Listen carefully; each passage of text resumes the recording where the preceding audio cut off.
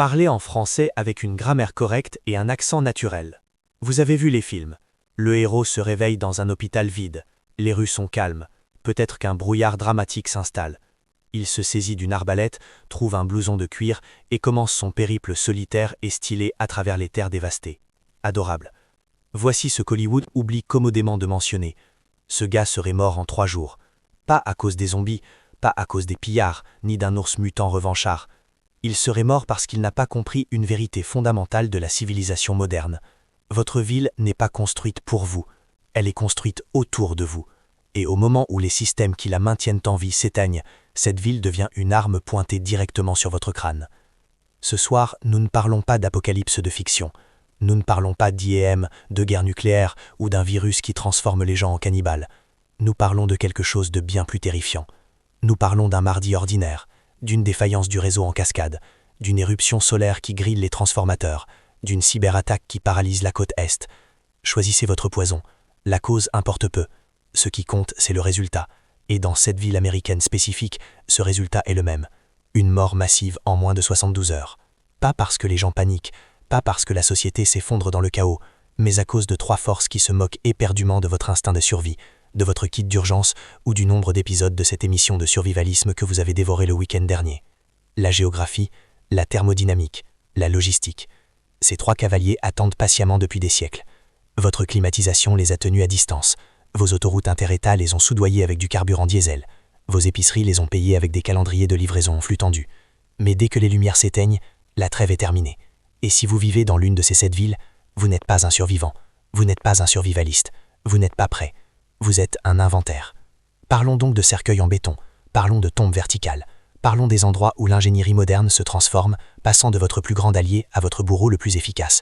Parce que savoir ou ne pas être pourrait être la compétence de survie la plus importante que vous apprendrez jamais. La triade de l'effondrement, les 3 façons dont votre ville veut votre mort. Avant de commencer le compte à rebours, nous devons établir les règles, et non les miennes. La physique ne négocie pas, la biologie n'accepte pas de pot de vin, et la logistique est la maîtresse la plus cruelle de toutes. Vous voyez, je n'ai pas choisi ces villes parce que j'en veux à leurs équipes sportives. Je ne les ai pas choisies en fonction de la politique, du taux de criminalité ou de l'agacement que provoquent leurs conducteurs. Je les ai choisies sur la base de 3 facteurs mesurables, quantifiables et absolument non négociables qui déterminent si une ville survit à une panne de réseau ou devient une morgue à ciel ouvert. J'appelle cela la triade de l'effondrement, et chaque ville de cette liste échoue spectaculairement à au moins 2 de ces tests. Le premier cavalier, la fragilité du flux tendu. Voici un fait amusant qui devrait vous empêcher de dormir. Votre épicerie locale ne stocke pas de nourriture. Elle expose de la nourriture. Il y a une différence. Les chaînes d'approvisionnement modernes fonctionnent selon ce qu'on appelle la logistique du flux tendu. C'est brillant, en fait. Au lieu d'entreposer des mois de stock, ce qui coûte de l'argent, de l'espace et se gâte, les magasins reçoivent des livraisons quotidiennes qui correspondent presque parfaitement à la demande prévue. Votre supermarché dispose en moyenne de 3 jours de nourriture sur ses étagères à tout moment. 3 jours. Ce n'est pas un tampon. Ce n'est pas une marge de sécurité. C'est un compte à rebours avec une détente sensible. Dès que les camions cessent de rouler, que ce soit parce que les pompes à essence ne fonctionnent pas, que les autoroutes sont bloquées ou que les centres de distribution ont été abandonnés, l'approvisionnement alimentaire de votre ville ne diminue pas, il s'évapore. Premier jour, les achats de panique vident les rayons d'eau, de pain et de piles. Deuxième jour, les conserves et les produits surgelés restants disparaissent. Troisième jour, les gens commencent à regarder leurs voisins différemment. Quatrième jour, le calcul de la famine commence. Et voici le plus beau. La plupart des grandes villes américaines n'ont aucune agriculture locale. Aucune. Votre nourriture provient de centaines, parfois de milliers de kilomètres. Si votre ville dépend entièrement de chaînes d'approvisionnement externes et n'a pas de solution de repli, vous ne vivez pas dans une métropole. Vous vivez dans un piège à souris très complexe. Parlez-en en français avec une grammaire correcte et un accent naturel. Le deuxième cavalier, les mathématiques de l'évacuation. Vous avez entendu parler de l'effet entonnoir, non? Laissez-moi vous présenter le concept qui entre à vos trajets pour toujours. Prenez la population de votre ville. Maintenant, comptez le nombre de voies d'autoroute sortantes. Faites maintenant une division. Si 4 millions de personnes tentent d'évacuer par 4 autoroutes majeures simultanément, chacune avec 3 voies, vous avez 12 voies pour 4 millions de personnes. Cela représente plus de 300 000 personnes par voie. Aux vitesses d'autoroute, une seule voie peut déplacer environ 2000 véhicules par heure. Faites le calcul. Au mieux, il vous faudra plus de 100 heures pour évacuer la population, en supposant des conditions parfaites, aucun accident, et que tout le monde maintienne des distances de sécurité. Mais les conditions ne seront pas parfaites. Il y aura des accidents. Les gens tomberont panne d'essence, les esprits s'échaufferont, et en quelques heures, parfois en quelques minutes, ces autoroutes se transformeront, passant de routes d'évacuation, en parking. Et voici le problème quand on est coincé dans les embouteillages pendant une apocalypse. Votre voiture n'est plus un moyen de transport, c'est un cercueil en métal, avec des sièges confortables. Vous ne pouvez pas l'abandonner, car tout ce que vous possédez est à l'intérieur. Vous ne pouvez pas y rester, car vous manquerez d'eau, puis de patience, puis d'options. Les villes avec des points de sortie limités, les péninsules, les îles, les coves de montagne, ne sont pas seulement peu pratiques en cas d'urgence. Ce sont des condamnations à mort avec vue panoramique. Le troisième cavalier, l'assistance respiratoire artificielle. Certaines villes ne devraient pas exister. Je ne suis pas philosophique ici, je suis littéral. Les humains ne peuvent pas survivre dans certains environnements sans intervention technologique. Les déserts exigent que l'eau soit pompée à des centaines de kilomètres. Les marécages nécessitent un drainage constant et un contrôle des nuisibles. Les latitudes extrêmes exigent des systèmes de chauffage ou de refroidissement fonctionnant 24 heures sur 24. Ces villes existent grâce à l'électricité, à la climatisation, au traitement de l'eau, aux stations de pompage. Au moment où ce système de survie artificielle défaille, l'environnement se rappelle pourquoi il était inhabitable à l'origine et s'emploie à corriger cet oubli. Dans le désert, vous avez 48 heures avant que la déshydratation ne devienne critique. Par grand froid, vous avez quelques heures avant que l'hypothermie ne s'installe. Dans les zones marécageuses, les vecteurs de l'éladi qui étaient tenus à distance par l'assainissement moderne commencent à se multiplier. Si votre ville combat la nature juste pour maintenir un seuil de survie de base, et que les outils qu'elle utilise pour mener cette bataille nécessitent tous de l'électricité, alors votre ville n'est pas un foyer, c'est une prise d'otage où la physique tient le flingue. Maintenant, parlons des 7 villes où ces 3 cavaliers ont déjà choisi leur place de parking. Le compte à rebours commence. Miami, Floride, le pénitencier de la péninsule. Ah, Miami, les palmiers, l'art déco, les plages qui ressemblent à des économiseurs d'écran. Et une configuration géographique qui ferait pleurer de joie un stratège militaire. S'il essayait de piéger une population, pas d'en sauver une. Regardez une carte du sud de la Floride, regardez-la vraiment. À l'est, l'océan Atlantique. À moins d'avoir un bateau et une vision très optimiste de la navigation maritime, c'est un mur. À l'ouest, les Everglades, les centaines de kilomètres carrés de marécages, d'alligators, et un terrain qui engloutit les véhicules comme des amuse-gueules. Ce n'est pas une route d'évacuation, c'est une mission suicide avec des étapes supplémentaires. Au sud, les Keys de Floride, un chapelet 10 relié par une seule autre route qui est déjà saturée lors d'un week-end normal. En cas d'urgence, ce n'est pas une option, c'est une blague. Ce qui ne laisse qu'une seule direction, le nord. Remontez le couloir de l'I-95. Une seule autoroute, 6 millions de personnes dans la grande région de Miami. Faites le calcul. En fait, ne le faites pas, je l'ai déjà fait. Et la réponse est que vous ne sortirez pas. Lorsque l'ouragan Irma a menacé en 2017, l'évacuation a duré plus d'un sort. Et c'était avec des jours de préavis et la plupart des infrastructures encore fonctionnelles. Dans un scénario de panne soudaine du réseau, sans feu de circulation, sans pompe à d'essence, sans coordination, vous n'évacuez pas, vous participez à la plus grande expérience de parking au monde. Et pendant que vous serez assis là dans votre voiture à que la jauge d'essence descende et facile monter, vous aurez tout le temps de contempler les autres caractéristiques délicieuses d'un Miami sans réseau. L'absence totale d'eau potable une fois que les stations de pompage tombent en panne. La péremption rapide de chaque article réfrigéré dans une ville où la température moyenne était 30 degrés avec 90% d'humidité. Et les diverses maladies sous-tropicales qui attendaient patiemment que l'assainissement moderne prenne une pause café. Miami n'est pas un piège mortel à cause du crime ou du chaos, c'est un piège mortel à cause de son littoral. La géographie ne négocie pas. Parlez en français avec une grammaire correcte et un accent naturel. Phoenix, Arizona. Le four avec charge de copropriété. Phoenix est la preuve que les humains vivront n'importe où si vous ajoutez assez de piscines et de centres commerciaux. C'est une ville construite dans un désert, pas près d'un désert, pas au bord d'un désert, au milieu de l'un d'eux. Le désert de Sonora spécifiquement, où les températures estivales dépassent régulièrement les 43 degrés Celsius et flirtent occasionnellement avec les 49. Dans des circonstances normales, tout va bien. C'est inconfortable peut-être, mais vivable, parce que chaque bâtiment à Phoenix est essentiellement une unité de réfrigération avec des meubles. Toute la ville fonctionne à la climatisation, comme d'autres villes fonctionnent au café. Maintenant, imaginez que la clim s'arrête. En quelques heures, la température intérieure des bâtiments modernes commence à grimper vers la température ambiante. Et l'ambiante à Phoenix est assez chaude pour faire cuire un œuf sur le trottoir pendant environ 4 mois de l'année. Voici un chiffre qui devrait vous inquiéter. 49 degrés Celsius. C'est la température intérieure d'un bâtiment moderne en verre et en acier à Phoenix dans les 48 heures suivant la chute du réseau pendant l'été. À cette température, votre corps ne peut pas se refroidir par la transpiration. Vous générez de la chaleur plus vite que vous ne pouvez la dissiper. Votre température centrale augmente, vos organes commencent à lâcher. Ce n'est pas de l'inconfort, c'est un arrêt biologique. Les personnes âgées et les enfants partent les premiers. Les personnes ayant des problèmes de santé suivent, puis tous les autres. Et voici la plaisanterie cruelle. Vous ne pouvez pas non plus vous échapper à l'extérieur, car c'est là que le problème a commencé. Vous êtes piégé entre un bâtiment devenu une mijoteuse et un environnement qui l'a toujours été. L'eau devient le goulot d'étranglement. L'approvisionnement en eau de Phoenix provient d'une série de canaux et de réservoirs qui nécessitent, vous l'avez deviné, des pompes électriques pour fonctionner. Quand celles-ci s'arrêtent, les robinets s'assèchent en quelques jours. Phoenix existe à cause de l'orgueil de l'ingénierie. Elle survit grâce à une dépense énergétique massive et constante. Dès que cette énergie cesse de circuler, le désert rappelle à tout le monde pourquoi il est resté vide pendant 10 000 ans. La thermodynamique ne pardonne pas. Honolulu, Hawaï. Alcatraz avec un meilleur marketing. Le paradis. C'est ainsi que l'Office des tourismes l'appelle. Plage de sable blanc, brise tropicale, métaille au coucher du soleil. Ce que l'Office du tourisme omet de mentionner, c'est qu'Honolulu est le centre de population majeur le plus isolé de la planète Terre. La masse continentale la plus proche est à plus de 3200 km. 3200 km de plein océan. Ce n'est pas un trajet quotidien, c'est une expédition.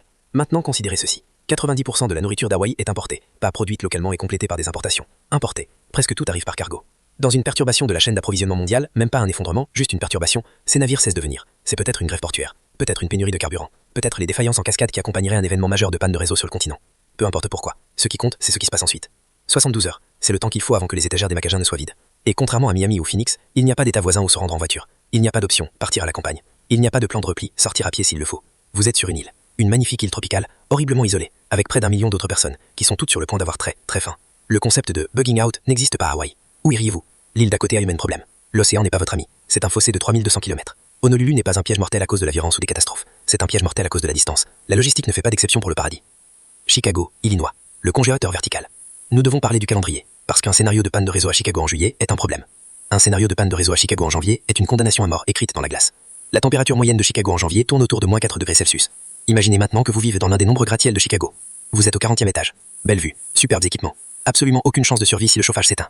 Les gratte-ciels modernes sont des environnements scellés. Ils n'ont pas de fenêtres qui s'ouvrent. Ils n'ont pas de cheminée. Ils n'ont aucun système de chauffage passif quel qu'il soit. Ils dépendent entièrement des systèmes de CVC alimentés par le réseau. Lorsque ce réseau tombe en panne en hiver, plusieurs choses se produisent en succession rapide. Premièrement, la température intérieure commence à chuter. En quelques heures, c'est inconfortable. En un jour, c'est dangereux. En 2 jours, votre appartement est à la même température qu'à l'extérieur. Et l'extérieur est en dessous de zéro. Deuxièmement, les conduites d'eau gèlent et éclatent. Félicitations. Maintenant, vous n'avez plus d'eau courante et vous risquez des inondations aux étages inférieurs. Troisièmement, les ascenseurs s'arrêtent. Vous êtes au 40e étage sans autre moyen de descendre que les escaliers. Et ces escaliers seront bondés par tous les autres occupants du bâtiment ayant la même prise de conscience au même moment. Quatrièmement, vous réalisez que tout ce que vous possédez est inutile. Votre cuisinière électrique ne fonctionne pas. Vos lumières ne fonctionnent pas. Votre chauffage ne fonctionne pas. Vous êtes assis dans un réfrigérateur très coûteux. La densité de Chicago aggrave la situation. Plus de 2,7 millions de personnes dans la ville même. Des millions d'autres en banlieue. Tous ces gratte-ciels, tous ces immeubles départements. Tous ces gens soudainement dans la même situation. Et les routes. J'ai mentionné les mathématiques de l'évacuation plus tôt. Chicago a certains des pires trafics d'Amérique par un jour normal. Lors d'une évacuation d'urgence en hiver, avec des accidents qui s'accumulent, des pompes à essence en desservice, une visibilité compromise par la météo, ce n'est pas une évacuation. C'est un parking gelé. Chicago n'est pas dangereuse à cause de ce qu'elle fait. Elle est dangereuse à cause du moment où elle le fait. Parlez en français avec une grammaire correcte et un accent naturel. Et maintenant, nous devons avoir une conversation inconfortable. L'illusion de la banlieue. Pourquoi votre cul-de-sac ne vous sauvera pas? En ce moment même, certains d'entre vous se sentent plutôt bien. Vous vous dites « Je n'habite pas en centre-ville, je n'habite pas dans un gratte-ciel, je suis en banlieue, quartier calme et agréable, bonnes écoles, le syndicat de copropriété entretient bien les pelouses, je m'en sortirai. » Je déteste être celui qui vous annonce cela, mais votre banlieue n'est pas un sanctuaire, c'est une cible. Laissez-moi vous présenter un concept appelé l'heure d'or. En médecine d'urgence, l'heure d'or désigne les 60 premières minutes critiques après une blessure traumatique où l'intervention a le plus de chances d'éviter la mort. Dans les scénarios d'effondrement urbain, l'heure d'or désigne quelque chose de différent, mais de tout aussi important. Vous avez environ 60 minutes à partir du moment où une panne majeure du réseau survient pour évacuer la zone métropolitaine avant que le chaos ne se propage. C'est tout. 60 minutes. Durant cette première heure, la plupart des gens sont confus, désorientés, essayant de comprendre ce qui s'est passé. Ils consultent leur téléphone, qui ne fonctionne pas. Ils essaient d'appeler leur famille, ce qu'ils ne peuvent pas faire. Ils attendent que quelqu'un leur dise quoi faire. Cette heure est votre fenêtre. After cela, la prise de conscience s'installe. Et quand les gens réalisent que l'aide ne viendra pas, que ce n'est pas une panne temporaire, que les systèmes dont ils dépendent ont véritablement échoué, ils commencent à bouger. Et devinez vers où ils se dirigent. Hors des villes. Vers les banlieues, vers n'importe quel endroit qui pourrait avoir des ressources, de l'espace, de la nourriture. Votre banlieue n'est pas protégée par la distance. Votre banlieue est protégée par l'hypothèse que la ville continuera de fonctionner. Quand cette hypothèse s'effondre, vous n'êtes pas isolé. Vous êtes le suivant. La première vague vient chercher des ressources. Ils sont effrayés, désespérés, et prêts à prendre ce dont ils ont besoin, parce que leurs enfants ont faim et que leurs options ont disparu. La deuxième vague arrive parce qu'elle a entendu dire que la première vague avait trouvé quelque chose. La troisième vague ne prend même pas la peine de demander. Votre belle banlieue avec ses garde-manger pleins, ses véhicules en état de marche, et ses familles qui se sont préparées pour un week-end de camping, mais pas pour la fin de la routine. Votre banlieue devient le chemin de moindre résistance pour chaque personne désespérée fuyant le noyau urbain. Voilà le calcul. Voilà la réalité. Les banlieues ne sont pas assez éloignées pour être isolées. Elles ne sont pas assez défendues pour être sûres. Elles sont juste assez proches pour être pratiques. Et la commodité, dans un effondrement, est un autre mot pour vulnérabilité. Alors non, vous ne pouvez pas simplement attendre que ça passe dans votre cul-de-sac. Soit vous partez avant que l'heure d'or n'expire, soit vous devenez une partie du paysage que la vague submerge. Parlons maintenant du top 3 des endroits où même les banlieues ne peuvent pas vous sauver. Les scénarios impossibles. Las Vegas, Nevada. Le mirage qui a englouti 2 millions de personnes. Parlez-en en français, avec une grammaire correcte et un accent naturel. New York City, New York. L'île aux 16 millions de regrets.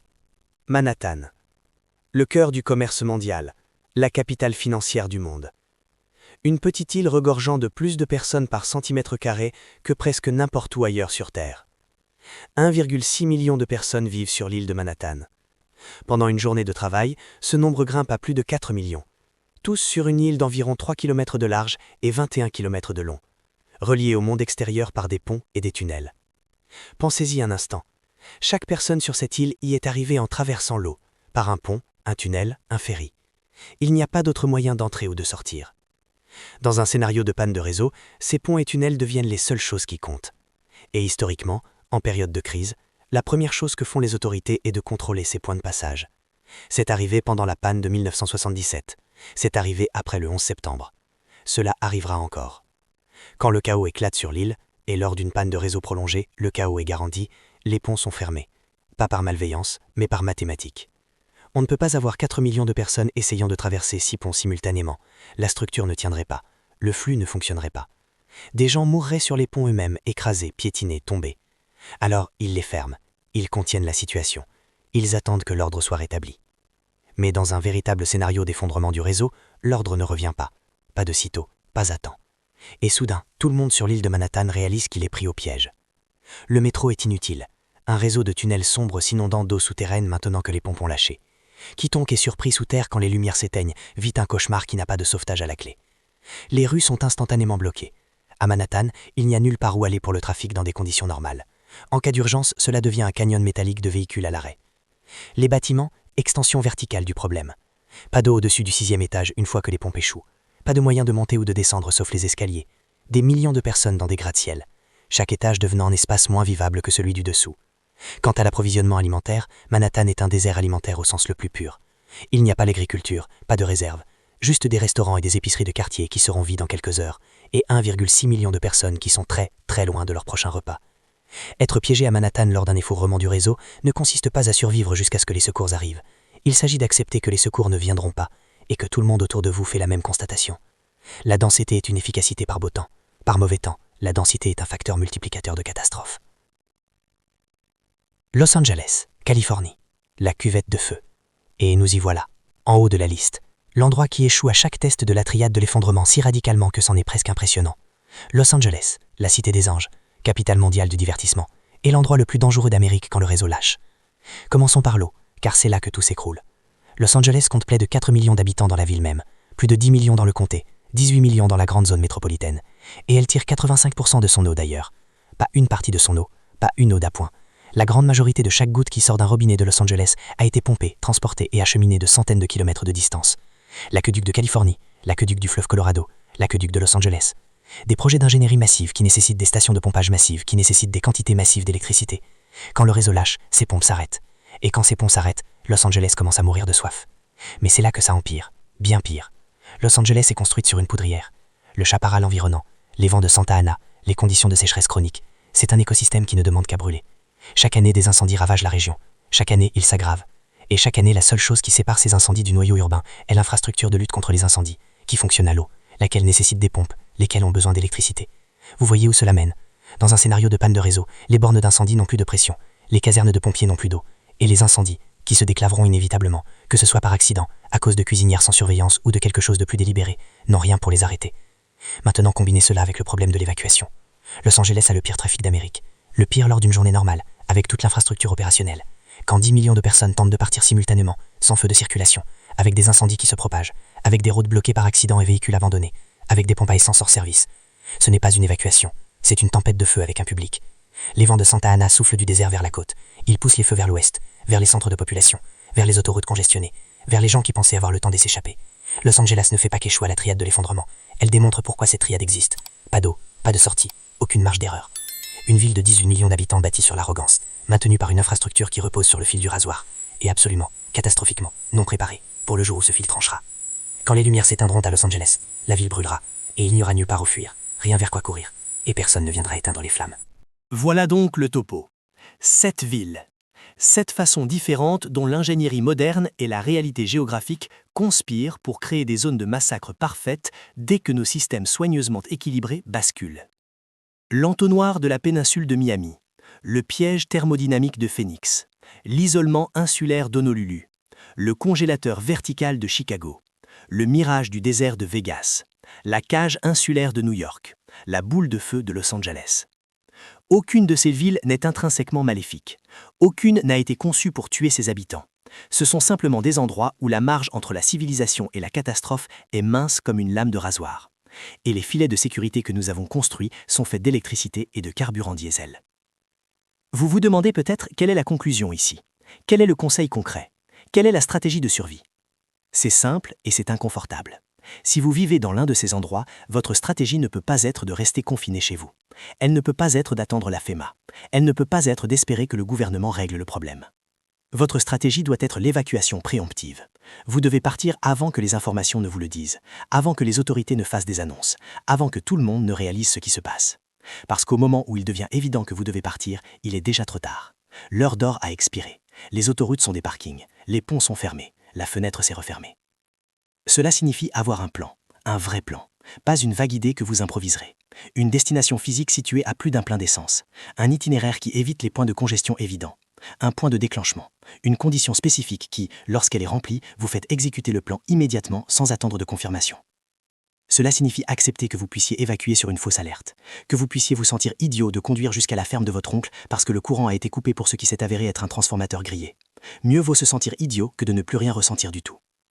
Les villes ne sont pas des pièges mortels parce que les gens sont stupides. Ce sont des pièges mortels parce que les gens sont optimistes. Ils croient que les choses s'arrangeront. Ils croient que les systèmes tiendront. Ils croient que quelqu'un viendra les aider. Parfois, ils ont raison. Mais quand ils ont tort, quand le réseau lâche vraiment, que les camions cessent de rouler et que les ponts se taisent, avoir tort coûte tout. Vous ne pouvez pas changer votre lieu de résidence du jour au lendemain. Vous ne pouvez pas quitter Los Angeles demain. Mais vous pouvez connaître les risques. Vous pouvez faire des plans. Vous pouvez comprendre que la beauté et le confort de votre ville ont un prix, et ce prix devient exigible au moment où les lumières s'éteignent. La géographie ne négocie pas, la thermodynamique ne pardonne pas, la logistique ne fait pas exception. Mais vous pouvez faire des choix tant qu'il est encore temps. La question est, le ferez-vous ? Ou serez-vous l'un des millions de personnes qui ont réalisé trop tard que leur ville n'a jamais été leur foyer ? C'était juste l'endroit où ils se trouvaient quand la musique s'est arrêtée et qu'il n'y avait pas assez de chaises. L'effondrement ne vient pas. L'effondrement est toujours à une mauvaise journée de distance. Il l'est depuis des décennies. La seule variable est de savoir si vous serez prêt quand ce jour arrivera. Si cette analyse de la vulnérabilité urbaine a changé votre regard sur la jungle de béton qui vous entoure, n'hésitez pas à vous abonner et à aimer la chaîne. Nous révélons les vérités structurelles que la société moderne tente d'occulter. Sécurisez votre avenir. Le prochain plan de survie sera bientôt dévoilé.